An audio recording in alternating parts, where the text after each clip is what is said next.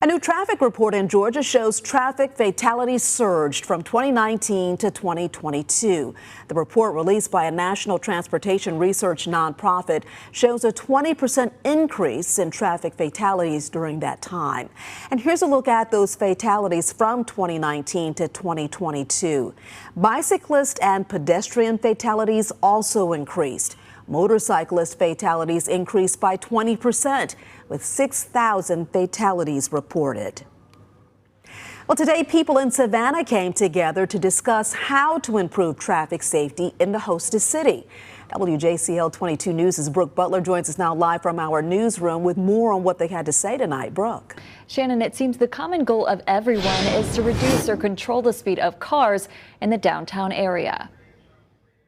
So issues of pedestrian safety affect both residents and tourism. Wednesday, Savannah residents came together at the Massey Heritage Center to discuss ways to improve pedestrian safety in the hostess city. If we really want there to be change, we have to band together and make our voice heard. Rebecca Fenwick was one of the speakers at Wednesday's roundtable discussion. She says she started looking at ways to make a difference after learning a pedestrian was hit and killed on Martin Luther King Jr. Boulevard as a result of a police chase. I wanted to find out more, so I started to do some research, and what I found out was it was the third person in 12 days that was killed on MLK.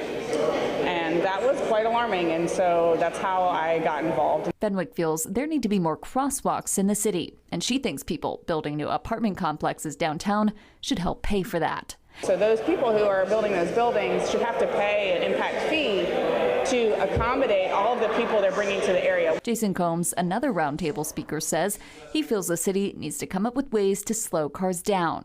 Kind of the non-intuitive thing that people don't think about sometimes is that congestion can actually be safe because it makes cars slow down. So you actually want to inconvenience cars and not allow them to go too fast, especially in pedestrian areas. And it seems everyone was in agreement Wednesday that the city's new Vision Zero initiative, which aims to curb pedestrian deaths altogether, is a step in the right direction. So we're actually very optimistic about what Vision Zero can do, and thanks City Council for making the commitment to it.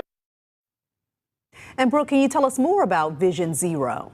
Yeah, Shannon, it aims to reduce pedestrian deaths by implementing a number of changes. Those could include installing more crosswalks or additional pedestrian crossing lights in areas where accidents are common. Shannon. All right, thanks so much for that report, Brooke.